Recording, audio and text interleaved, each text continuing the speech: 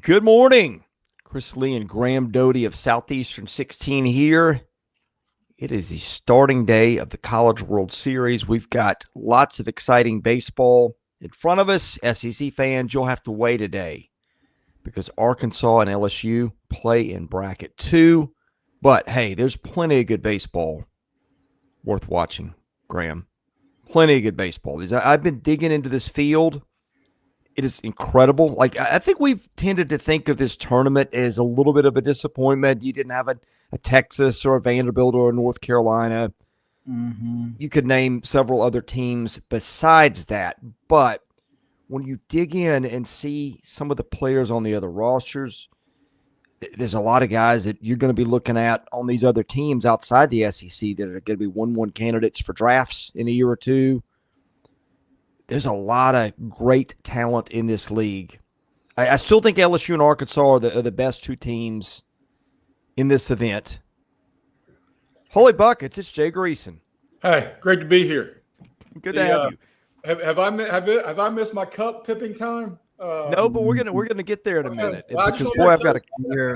You're right on time. Hey, just every opportunity that I've ever had in my life, especially later in life, to raise a glass, you're looking at the guy that you want at the party.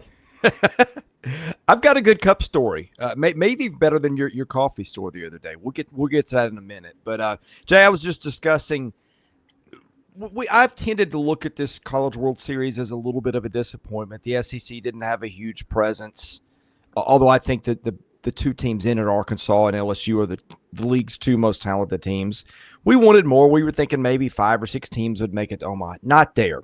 Some teams outside the league, not there. Like North Carolina was a team I thought would be fun to watch in this event. But as I looked more throughout the tournament, you've got so many great players in this event. Like Oregon State, we didn't talk a lot about Oregon State, and I don't know if Oregon State was good enough to be there, looking at its in-season accomplishments. But Ava Arquette, going to be a top 5 guy in this draft. Dax Whitney, 2 years from now, lefty, or be a pitcher for them, who pitched great in the postseason. Maybe a 1-1 candidate in 27. I mean, there's other rosters. Brock Chalowski, UCLA, going to be a top 10 guy next year. Maybe in that 1-1 con, but like there's a lot of really good players on other rosters that I think are going to make this a fun event outside the SEC storylines. Okay, I've got multiple questions, so bear with me for a second. Do you have to practice like Chalowski in those names that just aren't? I hope I got it right. Well, the two, I think saying that this was a disappointment is the immediate reaction for SEC fans. But the numbers, and you with your graphs and color codes and your kindergarten A+ word, the SEC got 13 of 64 in the dance, and that's 20%. They've got 2 of 8 still playing. That's 25%. So in the mathematic matrix, it is what almost you would expect, but we view it from a historic year in terms of the regular season, coming off a historic Omaha where we had 4. So that prism tints what the SEC as a disappointment. But I think you're right, and I think the 2 best teams, certainly in Vegas's eyes, Arkansas is now down to like plus 180 to win the whole thing. Wow. So what's LSU? Arkansas is? Yes. And then LSU's like plus 210 at FanDuel. And that was from early this morning as I was writing my morning column. And it is you're right about the rosters and the storylines, and Murray State being only the 4th 4 seed since the 64-team pod system is a great story. They were lucky to get in, as Graham, as you noted. And boys, don't sleep on Coastal because they pitch it. Yes. Mm-hmm. I think in recent history, this World Series probably has the best stories in a while. We got 7 different conferences, and it feels like most of these teams have a really good story. And then, like, I guess the two programs, the two favorites, that's a good story. Dave Van Horn, a chance to win his first national championship, and then LSU, one of the most historic college baseball programs in the country. So there's just so many different storylines. And as Chris, you said, there's so many good players all over the country. Like, you kind of get a good feel of why these teams are able to have the success that they've had. And it certainly shows. I mean, even our preview that we did on the other side of the bracket with 0 SEC teams in it, that's gotten good traction last I saw. People watching it.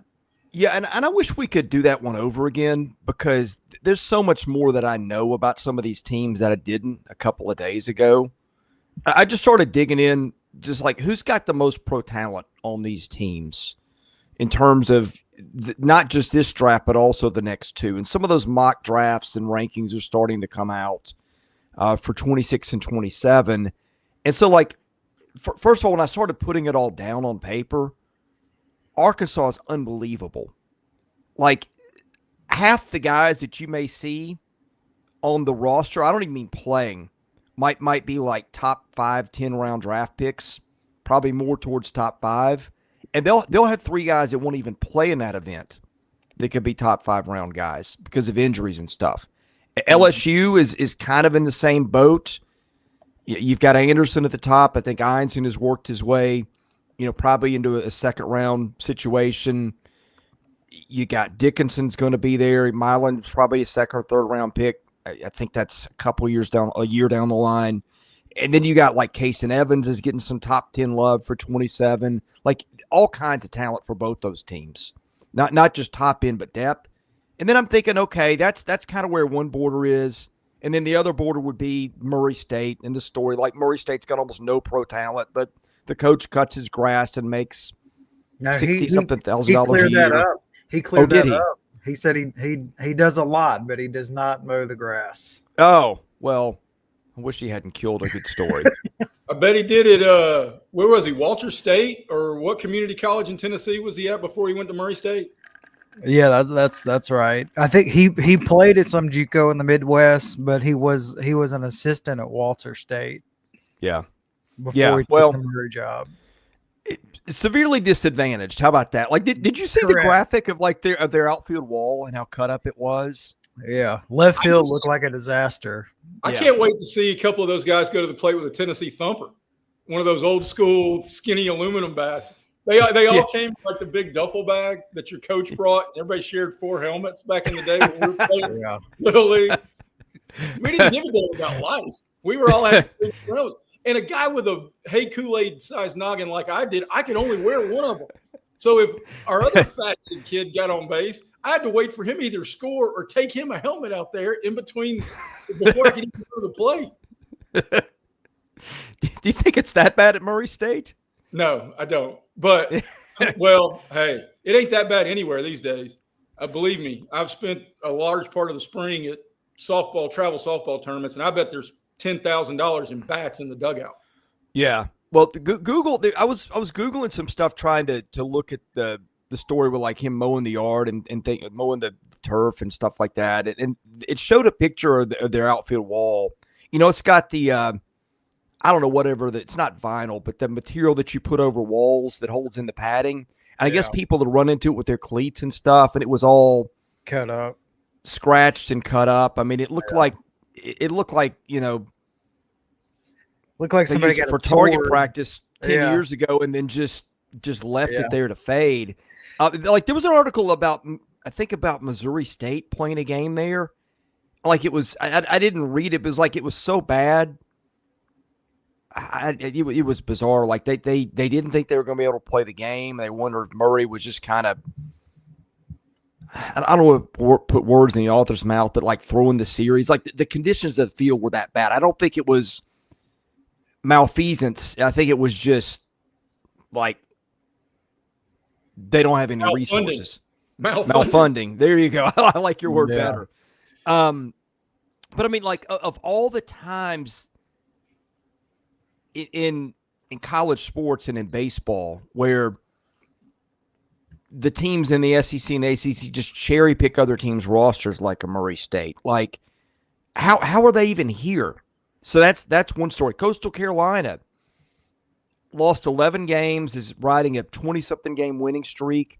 To me, looks like the best team on that side of the bracket. When you dig in, not a lot of future first and second rounders on the team. You got Caden Bodine. Morrison's going to get picked top 10 rounds this year. And then Cam Fluke's going to be probably a first rounder, oh gosh, I think in 2 years. But not a lot of stuff that you're seeing pop up on pro radars right now. Now, maybe once they play in Omaha a little bit more, you'll see that.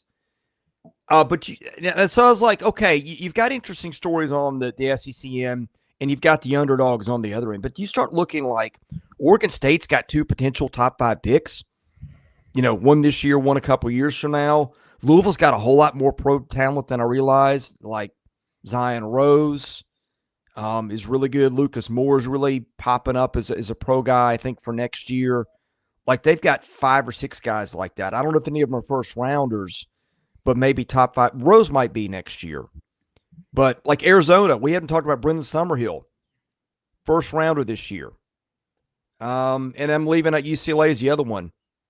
Rock Strelowski is going to be, again, I don't know why he's not the conversation for 1-1 next year. So point I'm making is it felt like it was a tournament where the stories on the top and on the bottom end were compelling, and the middle was just kind of But I don't believe that. Like Dax Whitney's a guy, like you remember what Hunter Elliott did a couple years ago for Ole Miss? Like is Dax Whitney the guy that ends up pitching at the top end of his abilities? And we're talking Oregon State having won this thing here in a couple of weeks. Like something like that's not out of the realm. Yeah, maybe. I don't know. It just seems like Oregon State, this is one of these programs. They've only been to Omaha 8 times, but they got so many national championships in those trips. It just seems like when they're good, like they are all the way in. Like they are all kinds of good. And they got a threat to do it. And like you said, anytime you got pitching, especially with the way the format is, like you can, and the way that ballpark is in Omaha, you can go a long way. I would have to question my professional existence if I'm being charged with doing a 2027 mock baseball draft. That's why we have Baseball America. I mean, you got some love for the game right there, brother. Yeah, no doubt. Yeah, because you're now trying to handicap the talents of high school sophomores. Yeah, which they're doing that already, by the way. By the way, Chris, do you have numbers? Like you said, Arkansas has the most talent. Like, do you have the number of players that are potentially going to get drafted? Like, can you break it down that way? Yeah, let me find it. Here we go. Thought I had it. Here, yeah. Okay. This is what I've got for Arkansas. And this is where BA has got these guys rated. And this is for the draft on the whole, not just the college portion. BA has Behiva Aloy 17, Beidelshees 73, which he's not even pitching for them lately. Davalon 62, Fouch 255, Iredale 237, Root 37, Gage Wood 94. Next year,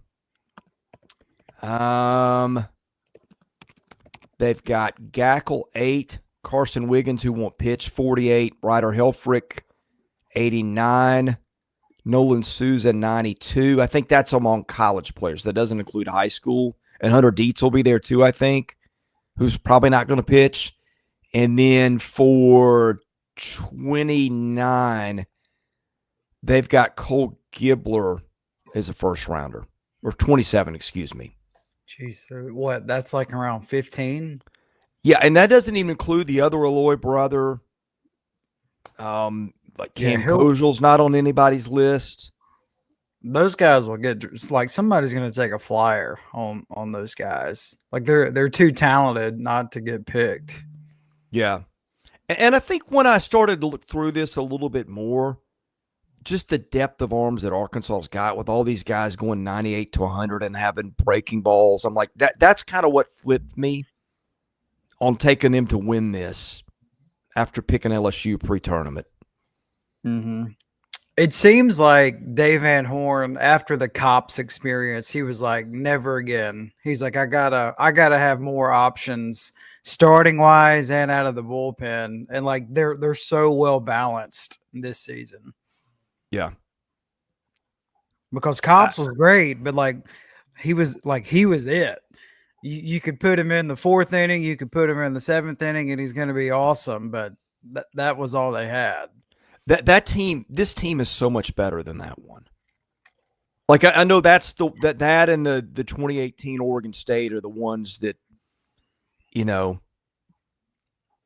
Arkansas fans are still traumatized over. But I'm telling you, I think this roster is better than either of those. Yeah, it is. That's what I'm saying. Like, to me, after that season, Dave Van Horn was like, okay, what, like, to me, that's what makes a great coach. Like, why do we fall short? What do we need to do to address this? The old Billy Bean, Moneyball, adapt or die. It just kind of seems that's what Dave Van Horn has done. You know what causes people to make bad decisions, Jay Greason? Yeah. Hell yeah, I do. Have I told you the story about riding Nutkicker? I mean, yeah. Alcohol. Maybe if you had a different kind of liquid, you think that might have helped? Well, there was a time in my life, and especially in college, I was pouring Keystone Light over Cheerios, man. Well, where would you have kept it? Right there. That right here. Hey, Jay, you know what? You had your coffee story. I'm going to one-up you yesterday. Okay, I got this 40-ounce tumbler this week for my friends at GameTime Sidekicks.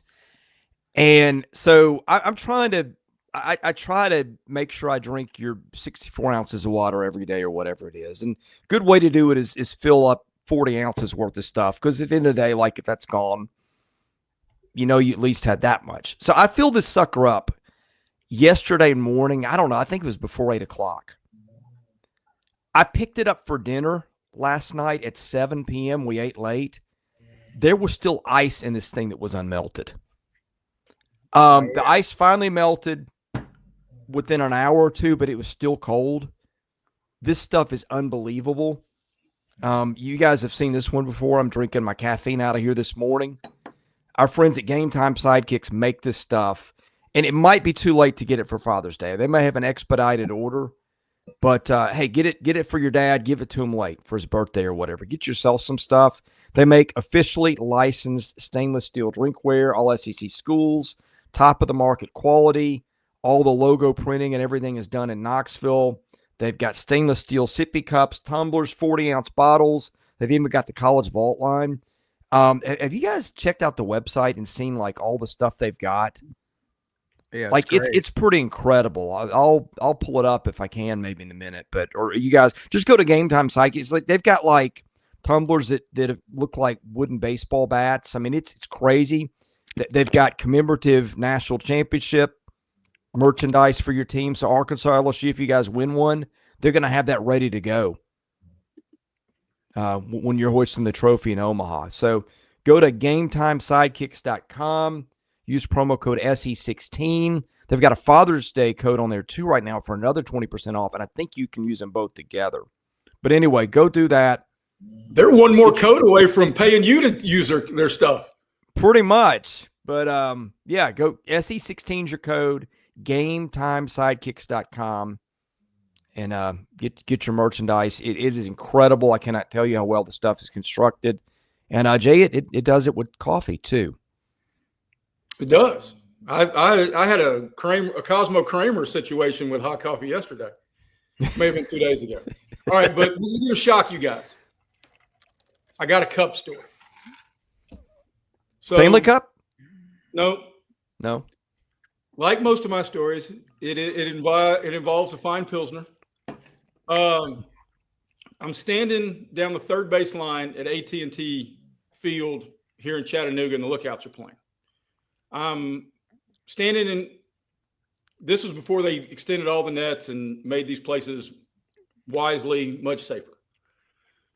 Minor league prospect catcher named Humberto Quintero is batting.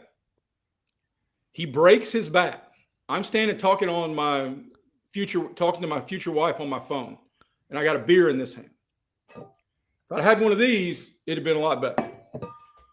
Humberto Quintero, one of those guys that you feel obligated to say both his first and last name, breaks his bat, and the heavy end, the barrel comes spinning into the stands, and it hits my beer cup, and it shattered. Man. And the lookouts came over there to make certain everybody was safe. And, of course, I'm standing there and embrace the moment and say, this is why you should always wear a cup. But they give me another beer, and I have to sign a release that was considered payment in full for any emotional damages I may have suffered. Yeah. I still have the bat somewhere upstairs. Nice. Sorry, Bobby G. I was going to tell it anyway. Oh, man. All right. Where do we want to go from here? Did you want to touch on portal? No, I think we're going to save that. There's a lot of portal news, but I think we're going to do that in a separate one early next week. Gotcha. Okay. We do it. Let's see. People have talked about rain. Do we have rain in the forecast for Omaha? I don't know about Omaha, but we certainly do in our neck of the woods. Yeah. We do in North Mississippi. Right. I'll look it up in Omaha. I did, Roger. I did. Omaha, it's sunny, no rain. Oh, that's an interesting question from Paddlefish, because I've heard a lot of us and a lot of other people debate about the reseeding conversation, especially with the two best teams playing Saturday night. But I mean, I think the format currently works, but anything that would further highlight this, you're never going to determine if 2022 taught us anything in basketball and baseball, the best team, the most talented team, seldom is going to end up being the last one standing. I mean, it's the hottest team in late March and early April in hoops, and it's the hottest pitching staff and who's delivering timely hits in June in baseball. Isn't this kind of what they did back in the day or something similar? Because the format we have now is what we've had it since the late 90s. Yeah. So like when Skip Bertman won all those natties, like the format was so different than what we have now. Yeah. Same with USC, right? I know I was there in 98, and I know that it was 8 teams then.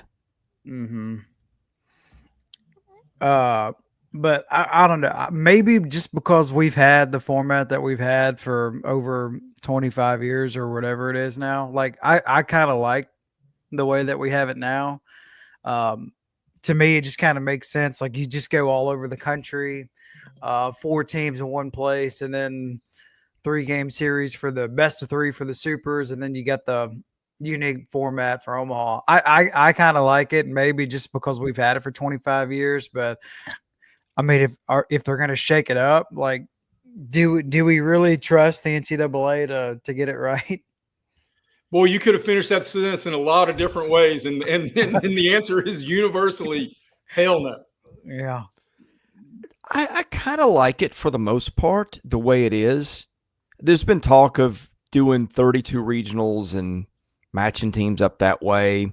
I mean, and maybe that's, if your goal is to get the better teams there, that helps a little bit. I don't know. I mean, maybe the regional is interesting because if you don't win your first game, like it's so hard. Like or your second game. Yeah, like what happened with Ole Miss. So, like, if you don't have pitching, it's so hard to get out of a regional. So maybe if you want to make the first part of the NCAA tournament different, I can see that. and then stick with what we got the rest of the way for the Supers in Omaha. But I don't know. Again, we've had it for 25 years or whatever, so I kind of like it. I can't remember anything else really. Yeah. Yeah, I think I'm with you. I mean, that would be interesting if they did it that way. You'd have a really short series in Omaha. Yeah, and they wouldn't like it because this is what they strive for. Like you got people from all over the country flock to the middle of America, get you a steak. This is their Super Bowl. Well, and if you did it like a regional in that case, then you'd take out the rest days and all that stuff too, which would make your pitching. It would put less emphasis on quality of pitching. By the way, Lawless has what it used to be. It used to be 8 6-team regionals, winners to Omaha. Okay, I didn't think that there was a super regional part of it, so that makes sense. How would you do a 6-team regional? Would you have some like play-in type games? Yeah, you be playing anybody and everybody. I imagine the top two get a bye? Then 3 play 6 and 4 play 5. Yeah, so it had to be something like that. Yeah, gotta be. Thank you, Spencer. Yeah, we're here for the tournament and probably beyond. We'll have some portal stuff coming up, by the way. We were thinking about doing that today, but decided against it. Jay, is this how you'd rank the teams or how you'd seed them? What that's it. If we reseeded, that's how I would reseed them. Okay. I'm telling you, I think you got Murray too low. I really do think Murray's going to win at least. Well, the only reason they're 8 is because I didn't have a 12. Man, that seems a little harsh. Jay hates the underdog. Heard it here first. Hell yeah. I'm all about dynasties, man. I love dynasties. Hey, ask the NBA if they want a dynasty right now with a few number of eyeballs watching that. Yeah, there's a lot of layers on that onion. There's more to it than that, but I get what you're saying. Coastal and Arizona. Game 1 today. Is Coastal going with Morrison or Fluky? Let me look it up real quick. Also, I touched on it the other day, but they are incredibly easy to cheer for. Coastal? Yeah, I like their head coach and just everything about what he has said. Money nickname too. Correct. Yes. Caden Bodine's one of my favorite guys in this tournament. Surprised he didn't follow the family business and drive a NASCAR. You would think, Jay Greason. Go fast, turn left. All right, I'm not seeing anything for who they're going with starting wise. They got Bodine on their graphic. Yeah. Which makes sense. I can't remember who led off the regionals for them. Well, those supers, it was Fluky. Okay. I mean, Fluky's probably their most dominant arm. Morrison was their most effective this year. Fluky's a funny sports name. It is. It's like the PGA golfer whose last name is actually Shank. I mean, how did that happen? Yeah. And they're both righties, so there's not in fact, all their starters are righties, so there's not really like a lefty-righty decision to be made there. Arizona, to me, feels like it kind of overachieved. Mm-hmm. Like if you look at runs scored, runs allowed, all that stuff. But I mean, again, it's a team with talent like Aaron Walton, Mason White are going to be, maybe top 5 rounders. Summerhill's going to be a first rounder. By the way, that's a pretty lefty heavy lineup. So there's that. That's a good fit for the Big 12, by the way. Also Lawless. That's fantastic. Yes, it is. A field goal kicker whose last name is Blewett. A relief pitcher. Blewett, if you're a Braves fan.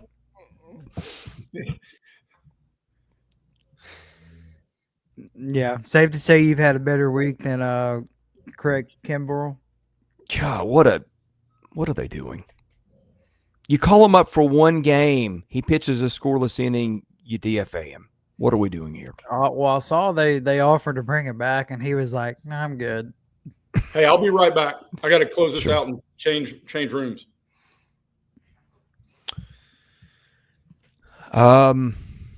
Let's life, see. So, life of being in the office, yep. in the conference room. Oregon State and Louisville. I would presume Louisville will go today with not Detmers. Who's their ace? Forbes.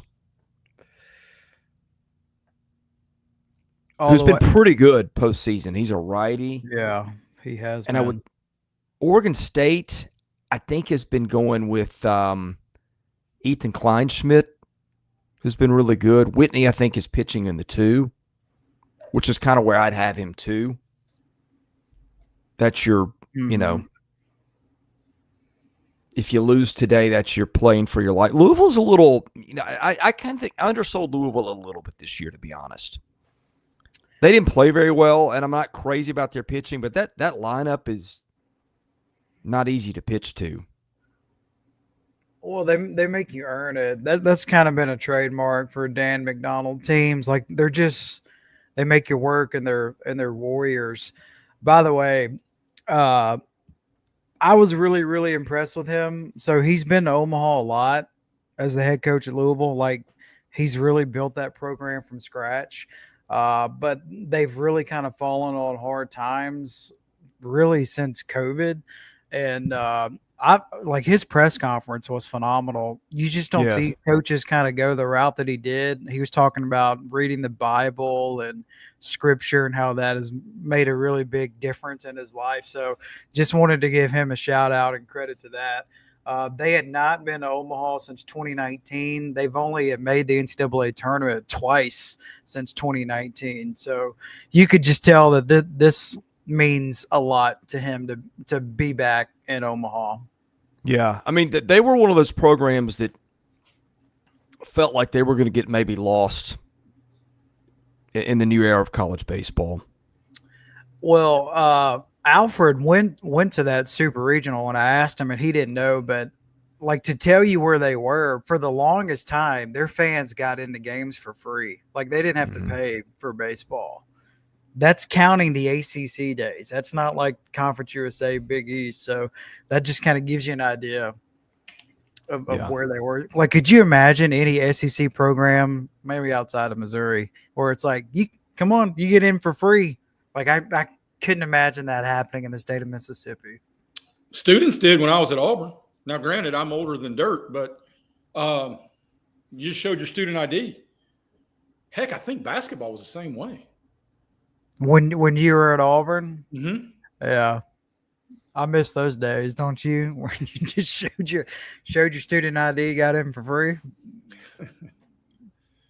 I think football season ticket was $20 my freshman year. When I was in college, I think it was $70, which is, sign me up for that right now. Yeah. I mean, I don't think you can do that now with all the bills that the schools are having to pay for rev share, upgrades. That's why, if I'm a Mississippi State fan, like, one thing State is consistently not done in all sports is raise ticket prices. I think you're going to see ticket prices go up for baseball. They have to. Yeah. I wonder what Murray State will look like in the future. Like, will you have more fans at those games? Will they make a little bit of an investment? No. You saw their capacity for their baseball stadium is 800. 800. I've been to that ballpark. I like the town. The campus is nice. If you've never been there, their thing is so they have a tree, and if you go to Murray State and if you meet your wife there or spouse, like, there's a tree where you propose, and then, like, when you get married and when you have your kid, you go back to that tree and you put baby shoes on the tree. There's baby shoes and, like, all kinds of stuff on the tree. Like, it really is cool. It's been struck by lightning twice and still standing. Man. What about if you have a kid out of wedlock? What do you put up there then? Failed pregnancy test? Where you put the failed pregnancy test on that puppy? Just hammer it on there. You spray paint a scarlet letter on the tree? Maybe, I don't know. Well, see, I think Murray State now has to be having serious conversations about what are we going to spend our limited slice of revenue sharing on. Do we have a chance to be a Dallas Baptist level of relevant in baseball? I think for them, it's always like basketball is always going to be it for them. Like they're all in on basketball. Yeah. This is relatively new. Again, this is the first time they made the baseball tournament since 2003. And let's not kid ourselves. Their head coach is going to have opportunities whenever their season comes to a close. Like Duke is open right now. If you're Duke, why would you not go after him? Yeah. Now that's a different. I'm not saying he's not capable, but that's a totally different kind of game. Like he's. I don't know if Moneyball is the right word for what he's doing because there is no money, but he's having to scrape together grinders and look, like you said. And I'm not here to rain on their parade, but you said they haven't been there since 2003. No, they hit it hot with the right roster this year, but the point is that's hard to do. When you're at Duke, you can recruit first rounders. One of them jumped in the portal this week, by the way, in AJ Gracia. I saw that. Sounds like he's going to go to Virginia. By the way, if Virginia's coach leaves because he feels he doesn't have enough resources, and then Virginia hires Duke's head coach, what in the world is Duke working with? If Pollard feels like he doesn't have enough resources. Well, either that or Virginia played a game of chicken and found out the hard way. And then, like, maybe the heat on the AD because I don't think, is very popular there, Carla Williams. I mean, she wasn't very popular after their coach walked. And I think, I don't know if the Tony Bennett thing was fair to blame on her. I don't think it is. But, that might have been okay, now I have to do this and make a splash after losing our legendary coach kind of thing. Yeah. Hey, all things considered, that is a really, really good hire for Virginia. Chris Pollard has been really, really good. And again, I'm a believer in if you've been really consistent and really good and you don't have any resources, like imagine what you can do when you do have resources. Yeah. I was going to say something similar to that, Graham, especially in regards to the Murray State, because I think it's what a lot of the power schools, why they look down and try to elevate, is that the same rationale. Because if you're coaching up lower talent, the expectation should be that translates to coaching up mid to upper tier talent. So given resources and the opportunity, why wouldn't you roll the dice on the Murray State guy off of this type of year? I mean, look, there's two ways to look at it. One is like, okay, if he can do that at Murray State, what can he do at Duke? The other word is like you're recruiting a totally different type of kid to Duke, one of whom you're trying to talk out of going to the draft, among other things, out of high school. And, I don't know, the recruiting piece of it just looks a lot different, and that's a different skill set. But not to say that he can't do it, but. Yeah. Well, the Valley is a heavy, and I mean heavy, JUCO league. You don't get that as much in the ACC. And what you're talking about, you got to find kids that, can handle that academically, because that is something you have to worry about at Duke and Virginia for that matter. Denise, we've had our question up for a few minutes till that part ran its course. So let's flip to LSU Arkansas for a minute. Home team and LSU game. I think that would be Arkansas because they were the higher national seed. Am I correct here?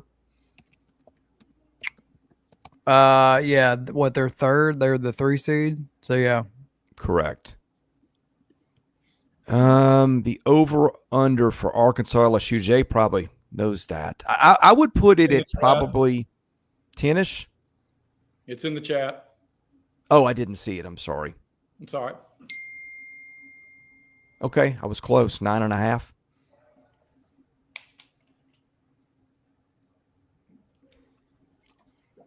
I would shade that to the under just because of I the agree. importance of the game. You're going to get a lot of pitching changes, and they ain't bringing in some middle relief guy from a Wednesday game at Arkansas Little Rock. I mean, it'll be power arm after power arm in a monster ball. With all of them available. Yes. Yeah. Well, let's look at it. Last time these two pitchers got together, it was 5-4, but that game went extra innings. And that was also in Baton Rouge, where the ball's going to get out more than it is at Omaha. Now, here's an interesting thing.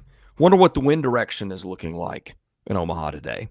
Yeah, that matters. In that ballpark, that really, really matters. Well, and Nebraska is a perpetually windy place. I have spent a lot of time there.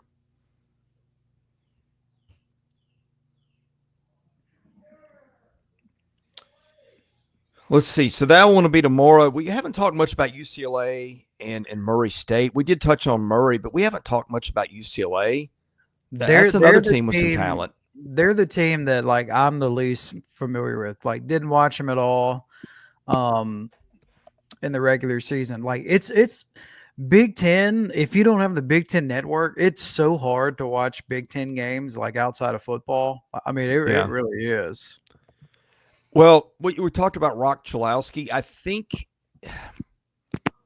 don't remember. I think D1 did this, and I think the WAR numbers were courtesy of 64 Analytics. I think Rock Chalowski had the highest WAR number in college baseball. They don't put a lot of them out, but he's a shortstop, and he slashed 367, 494, 742 with 23 home runs, and walked over a time and a half for every time he struck out. Like, that is an elite skill set. They've got Roman Martin, who's a pro prospect.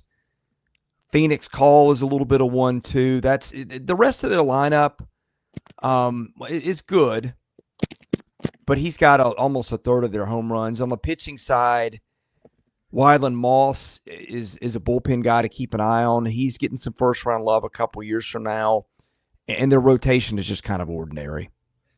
What's this Lawless is talking about in the chat with the UCLA pitcher academically eligible? Have you heard anything on that? Hold on, I'm pulling it up. This report came out yesterday. UCLA got good news. Pitcher Cody, however you pronounce his last name. Yeah, he's academically eligible to play in Omaha. 7 starts. 33 innings, an ERA of 7, 36 strikeouts, 12 walks. So maybe not somebody they leaned on a lot, but has played this season. Yeah. I didn't know academic ineligibility was still a thing. Ask Akron. Boy, they got hammered in football for that. What happened? What is it called? The graduation rate? APR. They got hammered with that. Which of all schools nowadays, that's what Jay didn't we talk about this, Jay? Like the old Jerry Tarkanian quote, like the NCAA is so mad at Kentucky. They're so mad at Michigan that they just hammered Akron. Right. Yeah.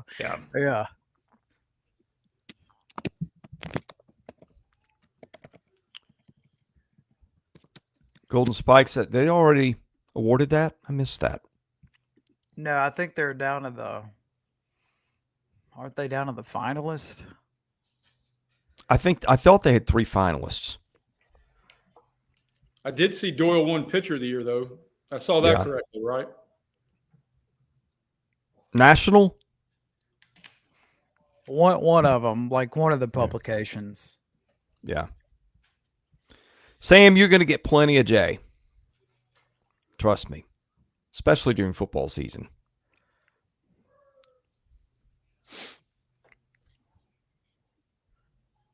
Sam may have to go back and listen. I've already done story time with Jay on this fine Friday. And he was curious if I had a little Russian clear liquid in here. which made me go to the Mr. Mom go-to quote. You want a beer? 7:30 in the morning. Scotch then? I mean, John Hughes wrote that movie. You know that? Man, John Hughes was a talented dude. Which movie was that? Mr. Mom with Michael Keaton and Terry Garr. Yeah. John Hughes That's so long ago. John Hughes was awesome. The 80s and the 90s belonged to him. I was. When your like 11th best credit is Weird Science. Wow. Your Rushmore is impossible. Gone way too soon. Like we lost him in his 40s, did we not? Sounds right. That's incredible. And it was sudden. Jay, what is it about movies that you love? Like, would you rather watch a movie or a TV show? Depends. I'm a big binge guy, and about once a year I'll go back and rewatch The Wire because, I mean, David Simon turned into a social media knucklehead, but he, like Rick Riley did, and they're both amazingly talented at the height of their powers. But The Wire is, I don't know, they click, and just growing up, a bunch of us always quoted them.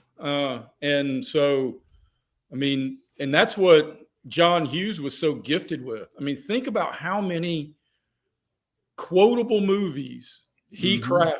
He wrote Christmas Vacation. And if you don't quote that around the holidays, I don't know what to tell you. You're living life wrong.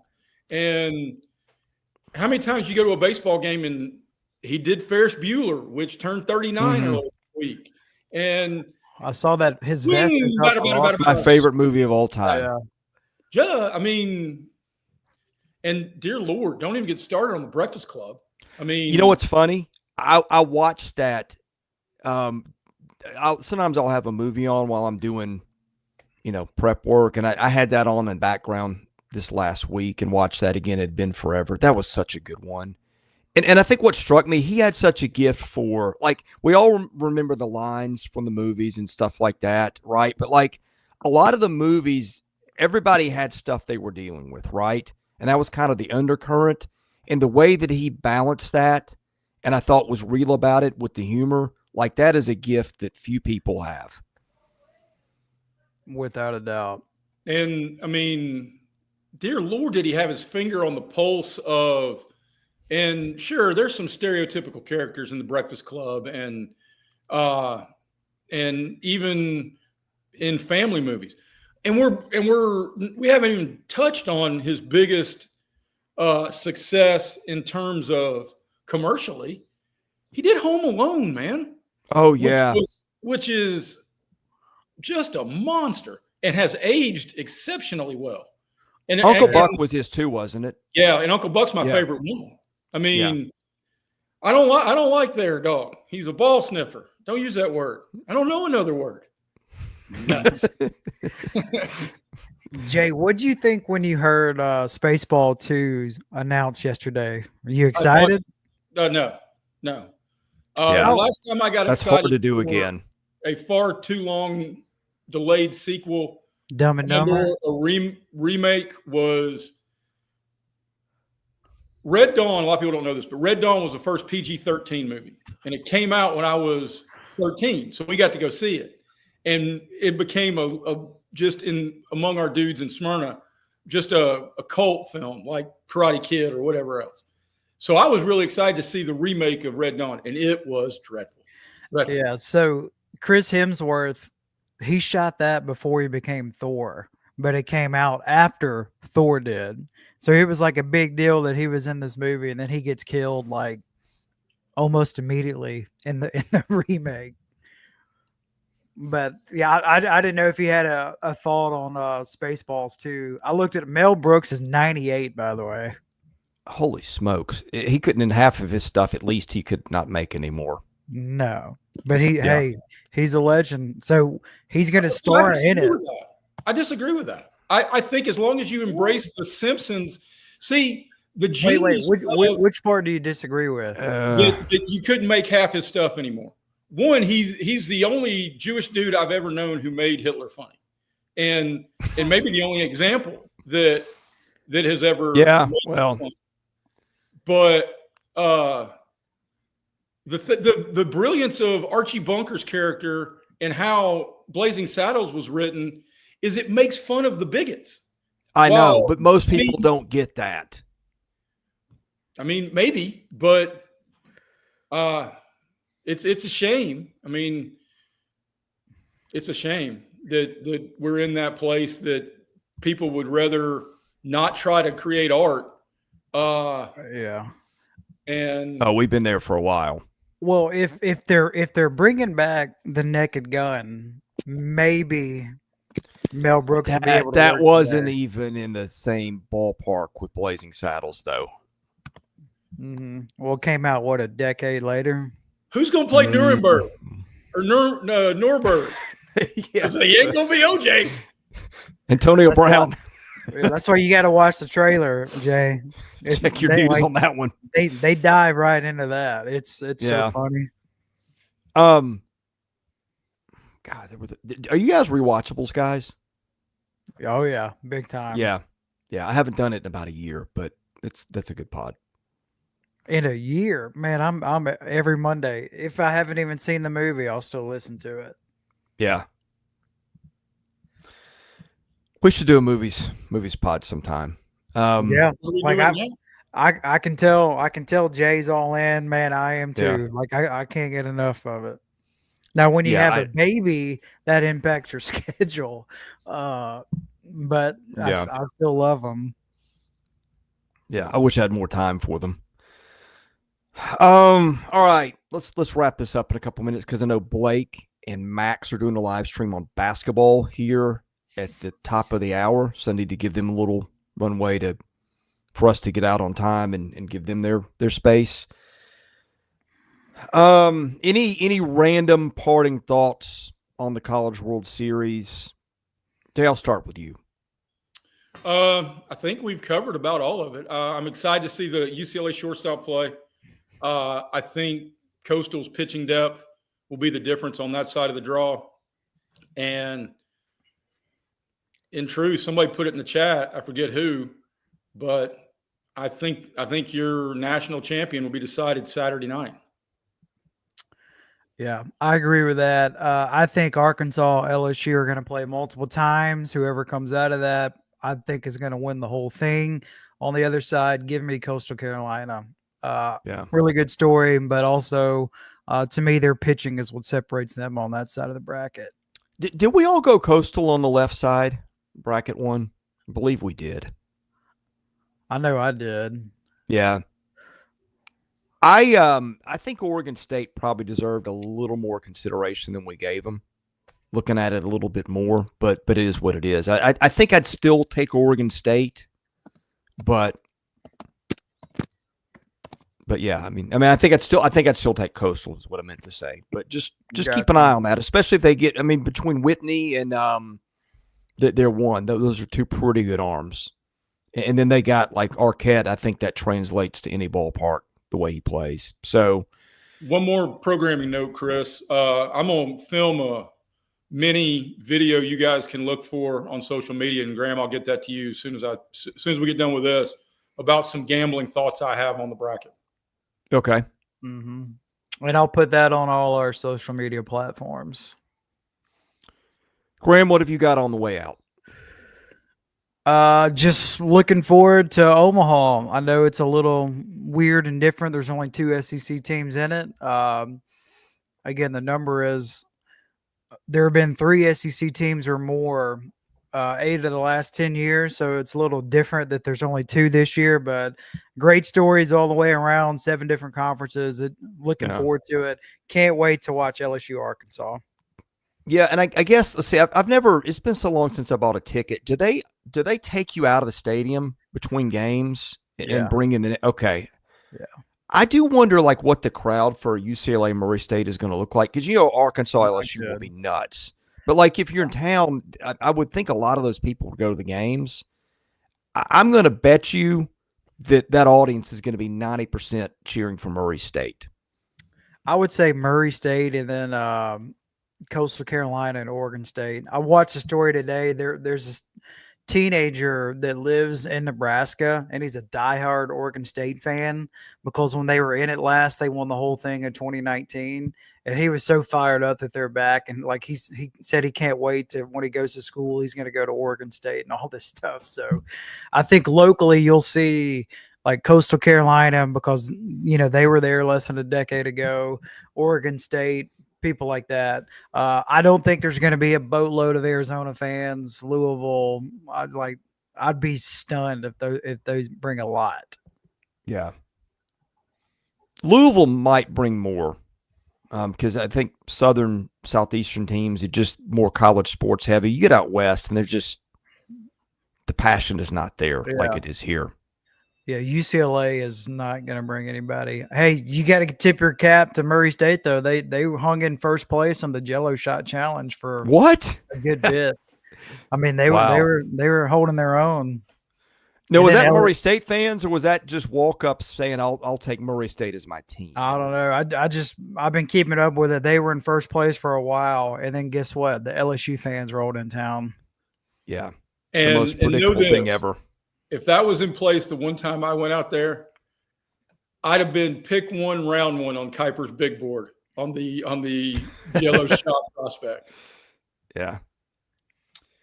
My parting thought, I think LSU Arkansas will be the best first game that I ever remember seeing.